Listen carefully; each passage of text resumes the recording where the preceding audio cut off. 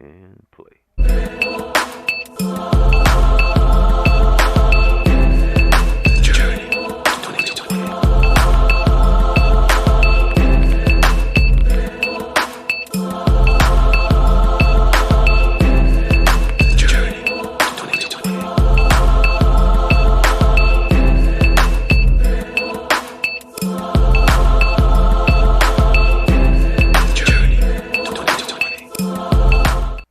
Welcome to the Journey 2020. I'm Charles Morris. Happy to be here with you on a Monday as we come to you on a Monday at 7 p.m. We've been doing so since 2013. Very good friend of mine, a clinical psychologist here in the Orlando area who's been in business for a very long time, came to me in the summer of 2013. I've been working with him, and he said, Charles, I want to do this show and I got an idea and a concept, and I want to call it The Journey. Well, I added the 2020 to it simply because we needed to find a website. And so since then, I've been going solo now for about maybe 7 years because Dr. Robinson said, Charles, I'm so busy. And I've been saying, Doc Robinson, is that a good thing? And we laugh about that. Of course, that's a good thing. And it's great. And I think that as we grow in life, that we find out how important it is that we do talk to people about issues and concerns dealing with mental health, which is another show. But I think that we all need to understand that we're always dealing with something. Um, and as long as we live, there's always those type of challenges. So speaking of being here, and as I like to find people in wisdom, because what I've learned in life that a lot of us may or may not want to admit to it, but God intended us to be able to connect, and we need mentors as long as we're here. And wisdom comes with something that a lot of us don't understand because we will talk about who we are academically. We will talk about our achievements when it comes to, well, I was number one in my class. I had a 4.0, a 4 point something. I have a bachelor's degree. I have two masters, and I have a PhD, and the list goes on and on because you're academically able, but don't have one bit of common sense, which is another show. We can talk about that as well. So, um, out of respect and because of what I have learned in life, when I'm around my elders, I like to just sit and observe and listen. My aunt, who 96 years old, and she said to me, she said, Charles, I want to tell you something. This is what she would always tell me when talking to her. She said, I want you to know something. I go like, what's that, auntie? She said, God is real. That's some wisdom speaking. And so on today's show, um, we have a gentleman from Solomon's Porch, Elder Burns, and I wanted to talk with him because I wanted to find out from him about where he's from and how he sees the world in his life now based on coming up when I grew up and I saw things when the um, the bathrooms and the water fountains and all of that was separate, but also where we are in the point because I wanted to ask him, and I'm going to ask him, not right off, but I'm going to ask him, did he ever think that he would see a black man as president of the United States? And so I want to bring him on right now, and we're going to dig into some wisdom today, and that is brother Elder Burns. How you doing? How you doing today? Doing great. That is a wonderful thing. Won't you tell us a little bit about Elder Burns and where you're from, and how did you end up in Central Florida? Well, I'm from Chicago, Illinois. That's where I was born in August 1934. That makes me 90 years young. Hmm. And My wife and I moved to Florida in 19 about 2000, 2003, I think. Hmm. We've been here. I've been here about 15, 16 years. Yeah. So was there a big adjustment that you had to make once you moved to Florida? How? No, my wife and I both were retired. She worked for the Board of Education Hmm. for 30 plus years. Hmm. And I was an automobile dealer in the city of Chicago and had transferred from a new car dealer to a used car operator. So, we were both like retired, but we were both working every day. I was working every day. My wife was going to the gym every day. I would go in the morning, then come back. We tried to stay in shape. Okay. So, question for you: can you trust used car dealerships? Can you trust them? Well, yes, you can. Uh, but I was a member of the Seventh Day Adventist Church, where we think you should do things above board. And if you came to my lot and bought a car, I would tell you what it is. Hey, Hmm. look, this is a car. This is what I want for it. If you want to bring a mechanic in and check it out, because everything is sold as is and shown. No guarantees. If you want a guarantee, I'll take you to the auction and buy you a late model car where we'll have an auction guarantee on it. So that's the way I operated. I operated my organizations and my dealerships based on my Christian principles, not on what the world was doing and what other dealers were doing. And as a result, I was very successful. Okay. So, question: give us some tips if we're going to buy a used car. If we are in the dealership walking around, give us some tips of things, some do's and some don'ts. Well, you go to a reputable new car dealer. If he's selling you a used car, it should be a nice car because he wants you as a customer for life. Hmm. So if I say you some junk and you feel like you've been abused, you aren't coming back and you aren't going to tell your friends. Hmm. So it's to the dealer's interest to sell you the best used car he has on the lot. Just So, good business. okay, okay. Now, what was it like, um, you growing up as a kid in the Windy City in Chicago? Well, Chicago, our ghetto was so large, we, we never thought we were segregated, I guess,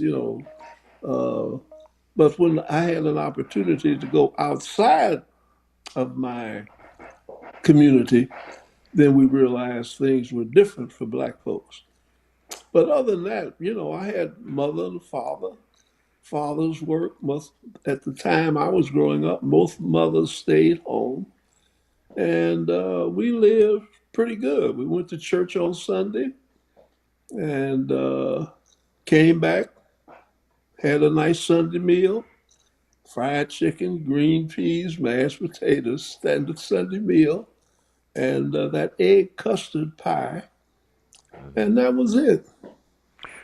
Yeah, Got ready for next day. yeah. I mean, I grew up in the South, and my mom, we went to church, and we always, because they always cook the Saturday night, and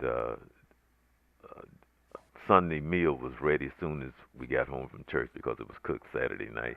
And my mother always baked a cake.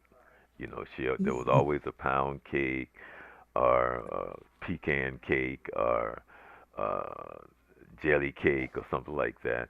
Either somebody asked me about a month ago about uh, banana pudding. Oh my God, my mother made the best banana pudding because everything was from scratch back then. There was no microwave and all this other stuff, so everything came from scratch.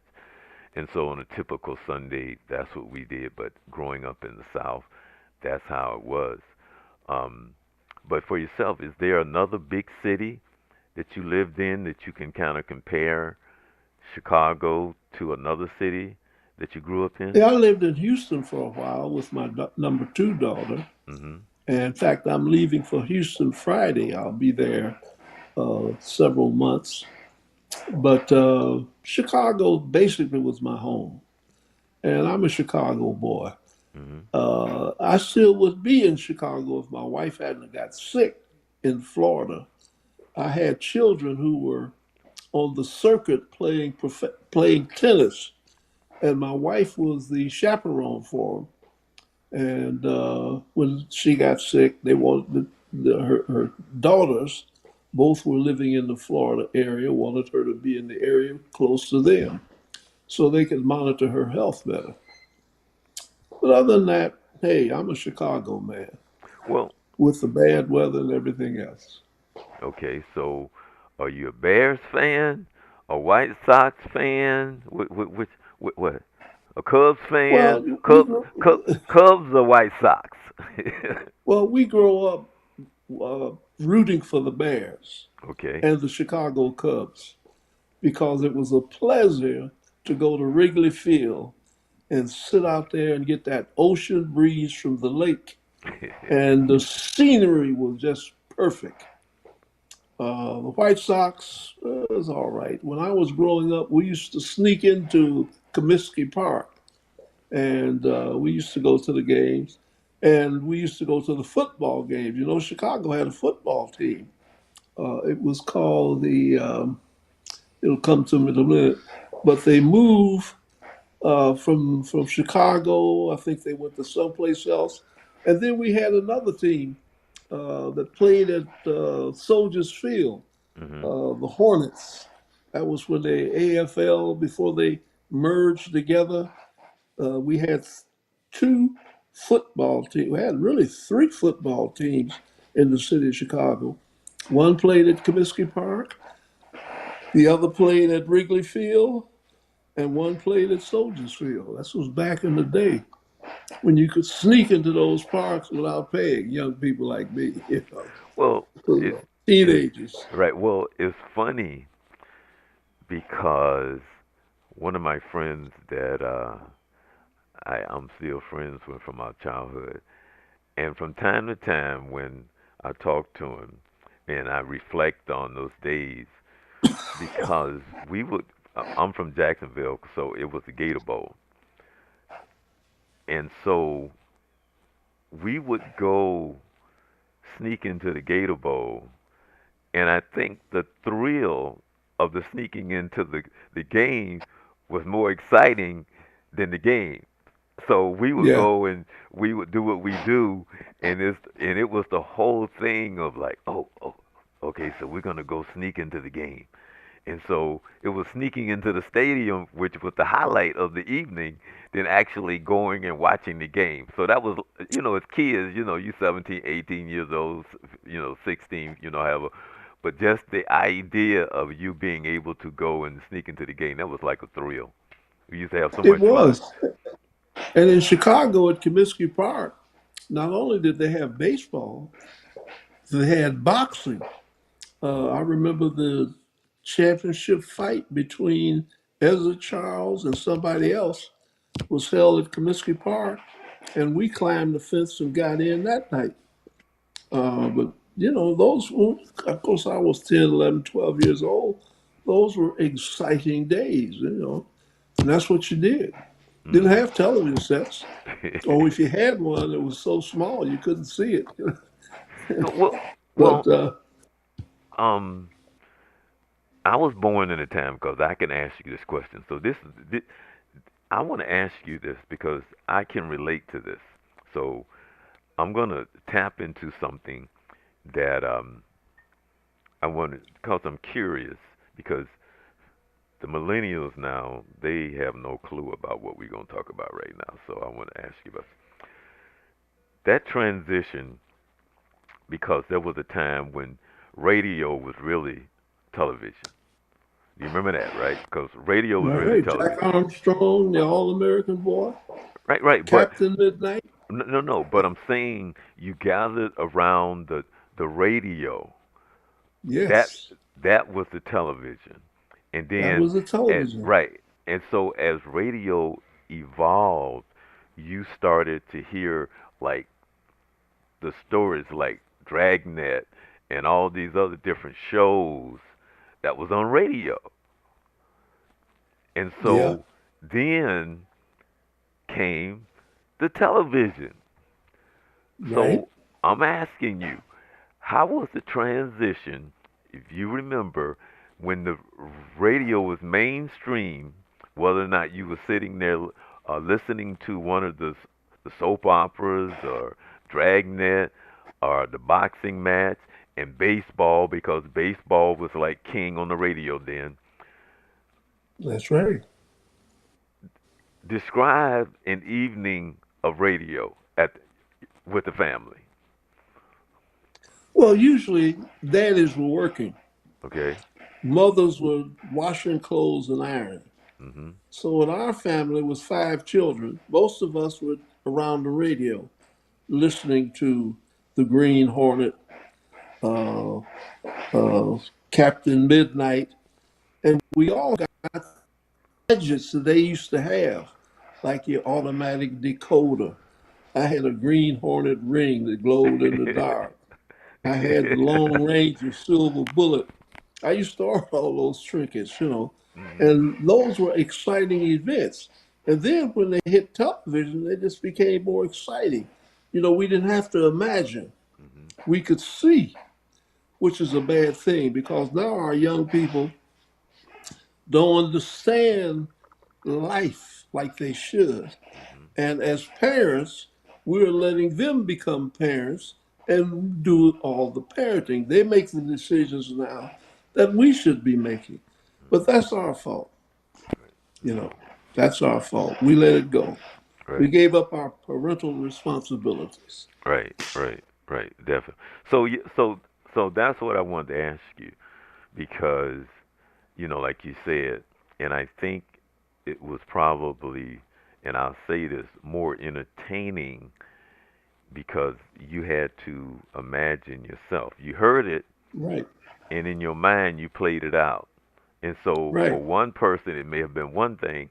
To another person, it may have been something else. But it it served its purpose, and it was entertaining. Not only was it entertaining, it was more creative for us, and we could develop certain thoughts and patterns Hmm. and habits that now everything is laid out for you. That's why our children can't count. You go to McDonald's and show a $10 bill, take it back and give them a 20, and they're confused. Right, right, They can't write like that. Well, how? We could. The new math has confused people and made them lazy. right, And now our children can't count, they can't read, or they have the intellectual capacity to do those things, but everything now is done for them. So yeah, they're losing right, their ability to think and make wise decisions. right, I right, think. right. I wanna get to that. I wanna get to what you're saying, but I want to do the transition now from radio. Then comes in the television. So tell me Mhm. about that, and how was that discovered in your household? Well, I don't know. My daddy had a friend, and there was a wholesale house, and he could go buy a television set, and they could put so much money down, and they would give him one of those sets. Hmm. And so we ended up with a television set, and it was exciting. It was something new. It was like the movies in your front room. Hmm. So what happens is these programs that we used to listen to on the radio now they become visual, and you stop thinking. You just watch. You know. Of course, in my day, uh, when it wasn't a television or radio, you were on some sand lot playing baseball or football. Football was a big thing. We had those lots where they knocked down buildings and had glass and everything on them. Didn't have smooth surfaces then. Only one playground in the area. and the big kids took that over. So we played on the rough lots. We'd take an oatmeal box, fill it full of rags, and tape it. That was our football. Couldn't afford a football. And we needed a baseball. We'd get a mess of rags, bowl them up with some tape. Then we would soak them in water, let them dry, and that was the baseball. That's what you did today. You couldn't afford to buy anything, money. And if you wanted money to go to the show, you would go to your neighbor's house and ask him, "Is there anything I can do for you?" Like, and I had a lady lived on the corner, and I used to go to her house every Friday. I would wash her kitchen, her back steps down, and the bathrooms, and she'd give me $1. Well, $1, you go to the show, get a guy 10 cents on the door, and you don't have to pay the regular fare. That's what we did. You learn how to make do. Popsicles were only 2 cents. So, if you had $1 in your pocket, you were all right. Oh man, a dollar probably lasts like a month. Oh my goodness. Hey, man, I was the only one in my family at 13, no, at 15 that had a bank account. Wow. It Yeah, at 15 years old, I got a permit and I went to work for Steinway Drugstore as a mhm. drug porter. And I made about $30 of what? I made about $30 a week. Wow. Oh, I had money all the time. oh man, you was Mr. Big Stuff. Yes, I was back Yeah. in my day. If you making that, are you kidding me? That's right. I You worked. know, I So mean, you see, I was on the north side on the uh, Gold Coast, and when I delivered those packages, I always got a tip, 25 cents or more. mhm. And then my pay was $1 and something an hour. So Wow. hey, I live large. I'm talking, duh. Hey, Yeah, I live large, man. I tell yeah, you, man, God's you were blessed living me, boy. large. Yeah, God bless me. It is funny because, I mean, you can understand this when I say this, but every Saturday I would hit my grandmother up for 15 cents. Every Hmm. Saturday I would hit her up for 15 cents. And right across the street was the neighborhood store. And man, that was when you can get 2 cookies for a penny. Yeah, And I would walk out of there and I have a bag full, I mean, I'm like 5, 6 years yeah, old. yeah, And I walk out of there and I'm good all day. Cause back then 10 and 15 cent bought you a whole bunch of stuff in the store. So if you was, oh, that's now, right. if you was making money like that before then, Yeah, yeah. I, I bet you had a Listen, I whole made lot of money, friends. man. I bet you had a whole lot of friends. Well, no, I was a ball player in school. I was a Okay. basketball player, captain of the team, and Okay. I was supposed to be hot stuff on the court back in my day Okay. because I didn't realize how bad I was not till I went away to Central State University, and I saw them brothers down there at Bethune Cookman, all them black schools. Right. They would leap. They could leap over buildings, man. I said, man, it made me want to take off my shoes and give it up. I mean, they Wow. were ball players. Them guys coming from New York, Elgin Baylor, Stilt, and all them guys. Right. I remember 19. I was working at Western Electric, and Mhm. Stilt, he was out there at the University of Kansas, I believe, and he came through Chicago. His car broke down, and he called the school, and he came out there to the park. And man, you see a guy 7 feet dunking, running like a deer, swift, smooth, something to see, man. But those were the days when they had the Elgin Baylor, all them guys. They were swift. Mhm. Yeah, they were swift. We had Wow. Charlie Brown and Lumpkin in the city of Chicago, who were outstanding ball players. Charlie went out to the University of Seattle and played. But back in the day, brothers knew how to ball, and they had good habits. Right. Now everybody smoke. You didn't smoke in my day because they said that shortened your wind if Mhm. you were smoking. Right. Now they smoke pot, drink, get high. It's a different day, brother. It's a different day. Oh yeah, yeah, yeah, Yeah, yeah. Remember? it's all about the dollars, Oh yeah. Remember uh, boxing? Listening to uh, on the radio. right? Right, right, I saw the fight between LaMotta and Sugar Ray. It was on television. My neighbor had a television set, and that's when he beat LaMotta, yeah, Sugar Ray Robinson. right, Yes, sir. Yeah, I remember them fights. Friday Night Cavalcade of Stars or something like that. It right. was called. Yeah, every Friday night I used to watch them fights, man. No, but but Yeah. but but I'm going back to when the fights was on the radio. This was I'm talking about before the television. That well, the Joe Louis fights were on the radio. Right, right, right, right. His fights. Uh, you listen to the Brown Bomber. Of course, Mhm, we used to see it because the lady he married, mhm. lived on. I lived on Giles, and she lived on Prairie. Okay, And when he would come to town, we got a chance to see Joe Louis. okay, You know, and everybody, back in of course they could live in the back in the day. They had to stay in the community. Our right, athletes. right. They used to stay at I can't think of them. Trying to remember the name of the hotel they used to stay at, but they weren't staying downtown. They stayed in the community. And you'd see it. We had a wild place where you eat watermelon. Uh, they come there and eat that cold watermelon in the summertime. Then we had them rib joints. Mhm. The brothers love their ribs. Right. So that's where you see all of the stars in town in the black community because they couldn't stay up there at them downtown hotels. They could perform for them, but you couldn't live down there.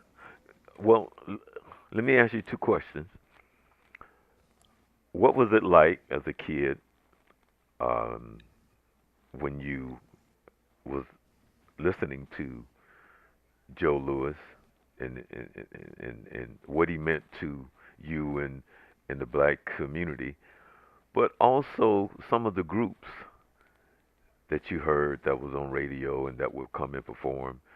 What was that like as a young person of color growing up, especially at those times? What was that Well, like back in for my, you? I was a pre-teenager Right? when Joe Louis and those guys were around, and they lived in the community, so you got a chance to see them. And they did things in the community for the community. I remember Joe Louis opened up a uh, uh, transmission school to teach brothers how to do transmissions. They would come in and make a commitment in the community to help some kind of way. And I'm sure there are athletes now doing the same thing, but that was a big thing for us back in the hood Mhm. because you only if you had a if you were either a school teacher if you were black or you worked at the post office, Mhm. government jobs, or you worked for the Social Security Administration. My sister, Rosemarie Burns, was the first black telephone operator in the city of Chicago. Uh, she went down to apply for a job as a secretary or something, and they said, we're going to hire um, black telephone operators. And they hired her. I had a big picture of her in the newspaper, where she was the black first telephone operator. And she did very well. But those were days when, if you had a skill, you were either teaching school or you were either teaching school or you worked at the post office. Mhm. Those are what we call middle class jobs back in the day. In fact, Right. I worked at the post office. I did 12 years at the PO. And then I said, hey, I got to do something else. Okay. And I went to work for Metropolitan Life Insurance Company as an insurance agent. They send you to school and Mhm. pay you while you're training. And I worked for them a while. And then in the early 60s, everybody was looking for a black to do something. So I got recruited by a linen supply company, and they pay you, this might take you and your wife to dinner. And I think that was the first time they said, we're going to pay you $10,000 a year. That's big dough back in the day. Right. Brother only get $10,000.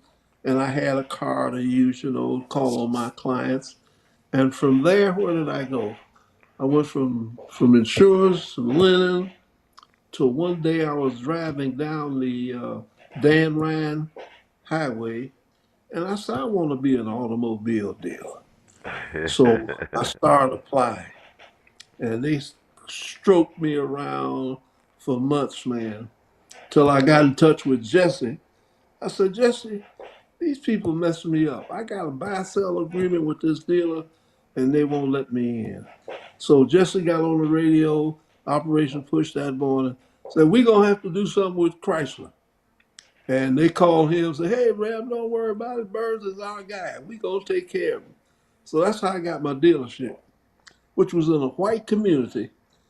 And they did the Beverly Area Planning Association said, we're not going to let blacks get on West Avenue. They had used, uh, what's the name of that street, as a boundary. And they felt if a black got on Western Avenue, their community was doomed. It would just be a matter of minutes before we took over the whole area. Okay. So they boycotted my store, and it was under police watch for a couple of years. It was difficult. My white secretaries that worked for me, their husbands say, you can't work for no black man. So you have a problem getting help because we haven't worked in those areas, as either managers or department heads. But I made it. I was there about 4 or 5 years till Chrysler went broke, and that broke all of us. Right. But that's life. But but That's life. now now that's interesting. Um, Let me ask you, what was that like owning uh, at that time your car dealership? Well, that was like a dream come true. But in addition to that, I, people who and understand my question, people who want to understand how the car industry works, right? Because Yes. we go in and it kind of like we beat up on each other trying to get Right. to the price, right? Right. So I guess my question is, well, it's kind of like a twofold. Okay, like how does the dealership make money off of the car or the cars? How does the seller make their money, and so on and so forth, and it being profitable? So kind of quickly, Well, what explain that. happens is, see, now I was kind of unique as a dealer Okay. because I brought my religious affiliations and practice into my business. Mhm. So the key to making money, you make your money in the service department. Okay. You don't make a whole lot of money on a car because the markup, the markup's only about $400 Mhm. from the original invoice price of 400, maybe for a little more than $400. And then you got the price on the window, which is what, 25, 30% markup. Mhm. And my philosophy was, I'm gonna sell a car any kind of way. Okay. But see, the disadvantages the black dealer had, I had at the time, everybody I financed, I had to sign, if I financed them through Chrysler, I had to sign repurchase, where if they didn't pay, they would bring the car back to me and I would have to pay it off. Oh And the wow. reason was the black dealers didn't have the hookup that the white dealers had. See, the white dealers would give a buyer at a white bank a car to use free, and he bought everything you sent him. But see, you didn't have a hookup because we were first generation dealers. And then we didn't know how business was done. Mhm. For instance, I did a lot, I figured out how I was going to get out of debt quick through the fleet business. But the fleet business is unique. Now, they're like Illinois Bell or Commonwealth Edison or somebody, they might buy 3,000 cars at a shot. Okay. And I figure out, well, hey, I'm going to get that deal. But somebody always came under me. Mm. So the last time I had an opportunity to bid on a deal like that, I said, I'm going to bid $5 a car. And somebody came under me with that. He bid less than $5 a car and got a $3,500 car order. But here's how the game is played that we don't know how to play the game as first generation businessmen. Every car that came through, he wrote a warranty ticket on it. Needs the wires are untripped. So he would pick up six, 700, $1,000 in warranty charges because he gonna say something's wrong with every car I buy. Well, the factory don't care. They just want their merchandise out there, so they let him get away with that. Those are tricks that we weren't aware of, trying to be honest, upstanding dealers. And so, we then when we find out about it, I didn't want to do like that because that's wrong. Hmm. So I ain't gonna get them deals, Right. you know. And that was one of the disadvantages of trying to be an honest dealership. I didn't believe in uh, uh, writing people up and boosting the traffic, putting them on high interest rates and stuff like that. And you can make it like that, but eventually, if you don't have a strong automobile to sell, and Chrysler was the worst in the country in terms of penetration in the market. If I'd have been maybe a Buick or an Oldsmobile deal or a Cadillac, like my friend Al Johnson made $1 million net in 11 months at 70th and Stony. Hmm. That's Al Johnson. First black, he was the first dealer in the country and the first black Cadillac dealer. Yeah, he made a fortune. But Cadillac used to be a hot car back in the day. Oh yeah, yeah, yeah, Piece yeah. of junk now.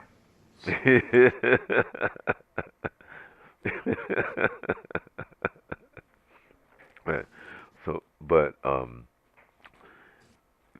there's a lot of wisdom there as you speak, because you made me think of something that I've been saying for a long time, and it is this right here, what I've learned. And I always say that you learn as your parents teach you right and wrong at a very early age, and so even when you as young as when you're in kindergarten, you already it's instilled in you about what's right and wrong. And I think what happens is that the understanding what parents don't teach you is this right here, the right and wrong. But what you learn in life is people do what's right for them, which is That's different right. than right and wrong. Because That's you right. know what's right and wrong. It's like dead in your face. You ain't confused about it. But it's confusing when you dealing with the masses of the people and you're trying to understand what's going on, and then you learn people do what's right for them. And that is something that is not taught. And I'm not saying anything other than it's not understood as a child. Then you go out into the world because you're trying to do right, and then you be going like, well, that ain't right, and they looking at you like, what you talking about, because they Well, doing what's you're right right. You're for them. absolutely correct. But you have to train your children. Mhm. See, parents have to let their children what to expect. Mhm. Now, Bless all you. my children went into the medical profession. Mhm. All of them except my number two son. Excuse me. Mhm. And I told them, well, first of all, you tell your children what they gonna do. You don't let them make decisions for themselves. Mhm. When you raise your children, now I told my children, you have three areas you can go into. I'm not going to pay for you to go to college to study art and language and all of that. You have to go into medicine, engineering, or law. And I ain't paying for nothing else. My children chose law. Medicine. So when my taught us to go to school, I said, now look, I sent them, first of all, we send our children to the wrong places. I sent my children to a black university, Mhm. which was Oakwood College. Mhm. And they went to Oakwood first. And from there, they went to Meharry because Meharry was a black medical school. And it was close to the church. And the church influence was very influential down there. So that's where I had my children go. So my first dollar went to medicine, second dollar went to medicine, and my first son went to medicine. So they're all doctors. My number fourth child, which is my number two son, got more sense than all my children, but he's trifling, like some of these children are that you have when you get old, that your children end up raising. But he's a nice kid. He's Mhm. talented, knows what to do. In fact, he's got more sense than all my children put together. Got a brilliant mind, got more sense than all three of my children put together, but he's not going to do anything with it. Mhm. I mean, listens to the news. He's acquainted with all the current events, and he's a Trump supporter. Like my Ooh. number two Ooh. son, they're Trump Ooh. supporters. Negroes, Ooh. they're all crazy. Wow. Wow. It's like Yeah, my number two son will debate you. My number one son has all the facts and figures on Trump, brother. He has all of his good points. These people live in these $1 million homes, yeah, but and yeah, but generally, when you hear somebody support Trump, they will always talk about what Trump can do for them and nothing else. yeah, And that's it. yeah. So Well, if therefore, people of means want to right, right, know, right. So I'm saying if you are a person who only cares about yourself and nothing else, then I get it. That's easy to listen, that's understand. So if you just care that's about yourself, then yeah, because that's who he listen, is. man. That's And that's the way I look at my sons, right. And especially so my number if one if son. right. And so it's kind of like a saying, at the Trump is like this right here. At the right price, he'll push his mom off the cliff if you give him Yeah, he enough will. money. Yeah, he will. Yeah, yeah. It's all So about the Benjamins with him. right. Every So project in Chicago he started, he bankrupt on over right, 75 projects. He ain't paid nobody. right. Well, yeah. See, So so but uh, he's easy to understand. There's a lot of people like him, so he's not hard to understand. People be sitting there well, hey, talking about him, but but he's easy. He's easy to he's understand. easy, but can you imagine the support he receives? But I'm So saying what because kind of there are country are people we like living in? him. They support him because they are like him. They can That's relate. right. That's their spirit. That's why this country is on the way out, my brother. Right, There's no hope left, right, you know. And whatever party you vote in, it's like the American Eagle. On one hand, you got the Republicans. On the other hand, you got the Democrats. They're all the same for Well, I self. always say that. Until you break down the system and rebuild the system, nothing is going to change because it's the That's system. true. It's the That's right. system and how it's That's right. built and how it is meant to be maintained. That's And right. so they don't do what's in best interest of the country. They do what's in the best interest of the party and themselves. That's And true. that's what it is. And, Until and, and they as people, reconstruct the system, nothing is going to change. that's true. And that's why a child of God has got to realize his help is not here. It's going to be above. Right. So we don't get caught up in the system Right. because this is not going to be our permanent residence. Right. However, Mhm. we allow ourselves to be cloned into this system, which Mhm. is going to pot. It's Right. just a matter of time, brother. Its value system and what it values. But now, That's right. which let me go and ask you this right here, then, because we've talked about where you're from in these years. We talked about the radio transitioning to the TV and all of this, and as you know, back in the day when I grew up, we had four stations. We had ABC, NBC, CBS, and the public PBS. That's right. We had And they four, all went after, they and they all went all went off the off, air and they went 12 off the o'clock air. with Kate Smith singing God Bless America. Right. So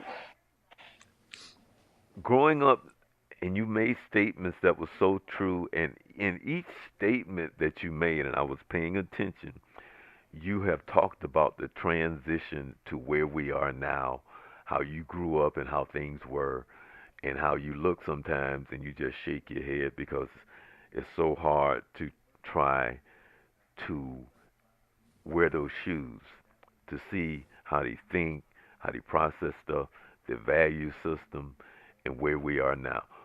But what was it like for you personally when Barack Obama became president of the United States?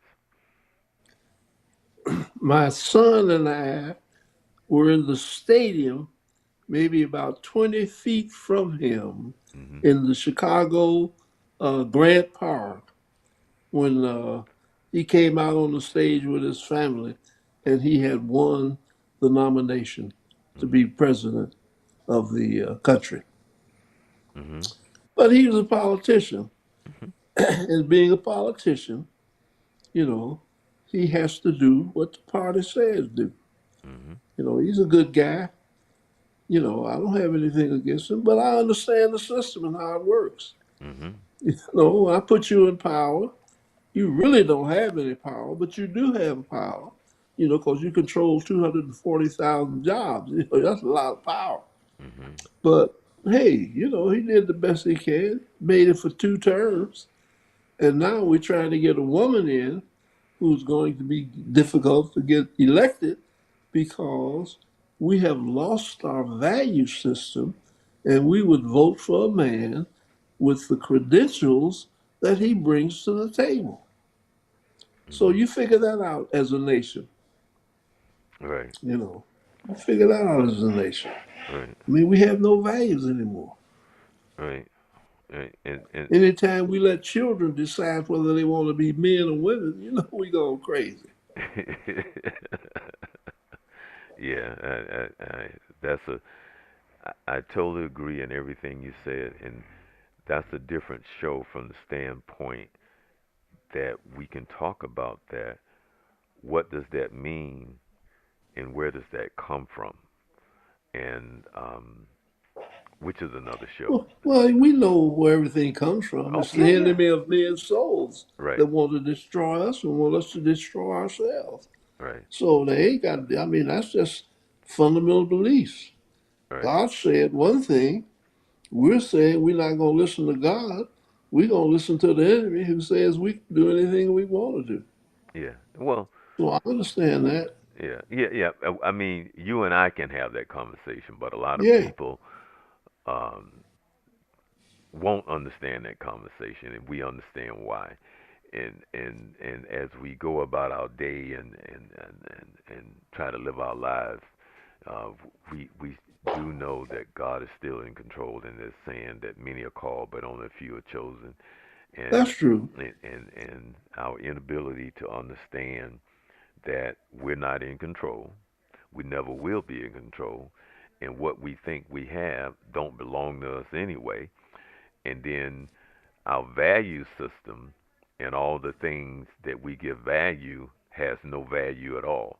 And that's the Not problem. And we anymore. and we fail to understand that. You know. Well, we've allowed the system to make us do what we as know is not right. See, I mean, people aren't fools. They know, people know what's right or wrong, but we do what we want to do because it satisfies us or me. Hmm. So that's it. Doesn't bother me, brother. You know, people have a different set of values, but God is good, Right. and I've been blessed. My family's been blessed.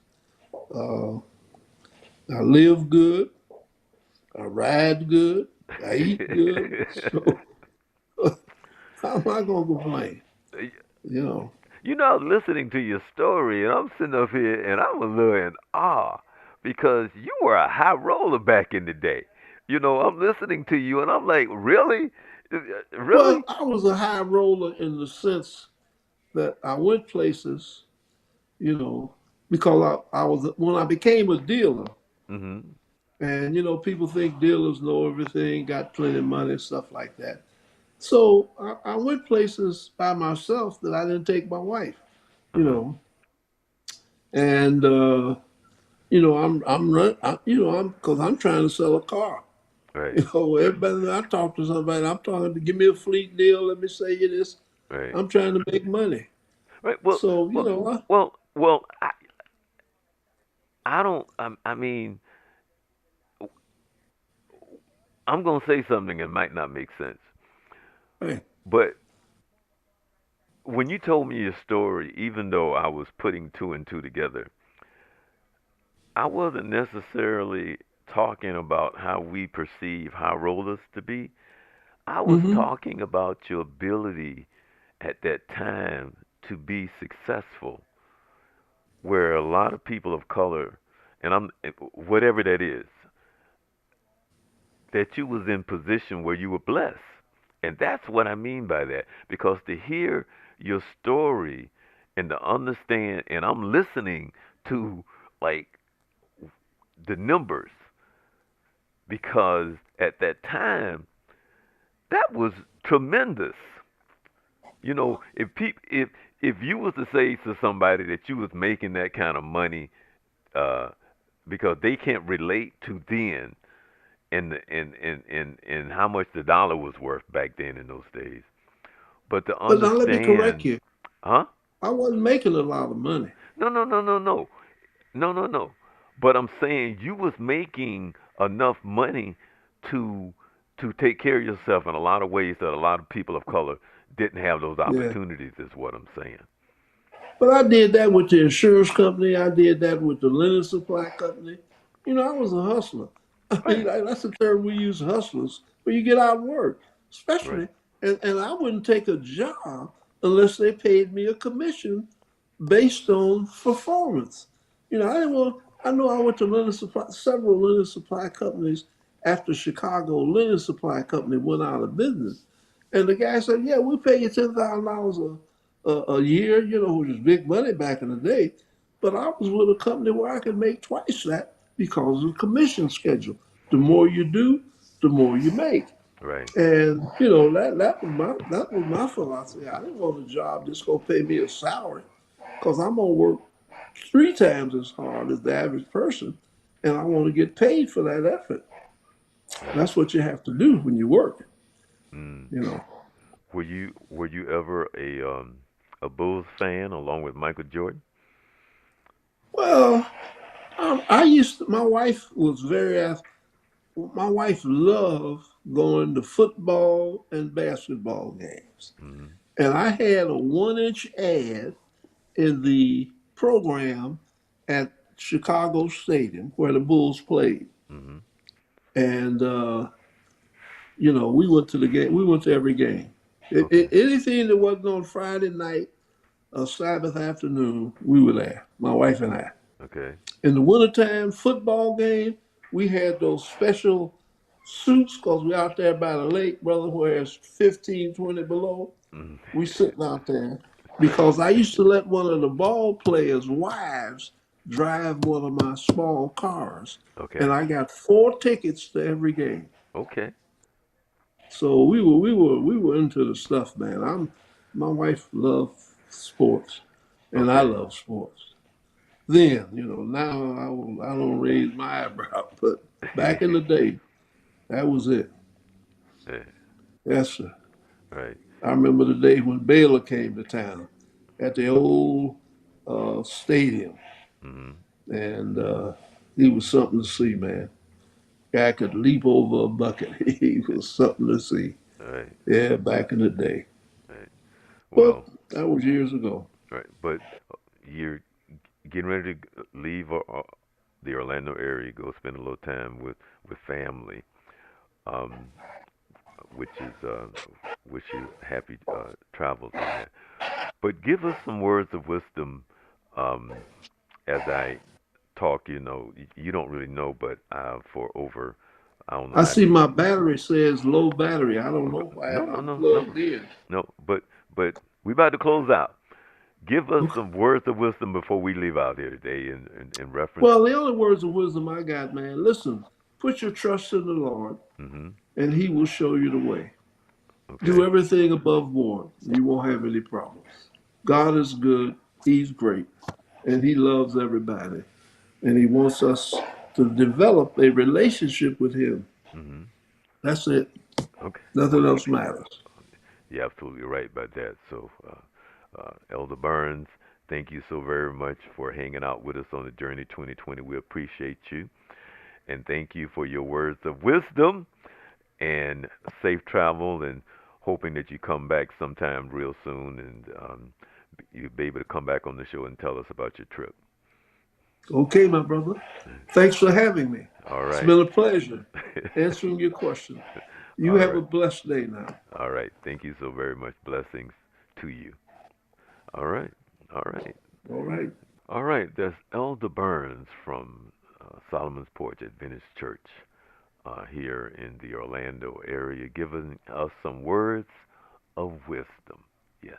This is Journey 2020, where we come to you every Monday at 7 p.m. I'm Charles Morris. And if you got questions, comments, or concerns, you can always hit us up with an email. Right? As I always say, the word faith comes by hearing, and hearing by the word of the Lord. Everybody, enjoy the rest of the week, and you be blessed.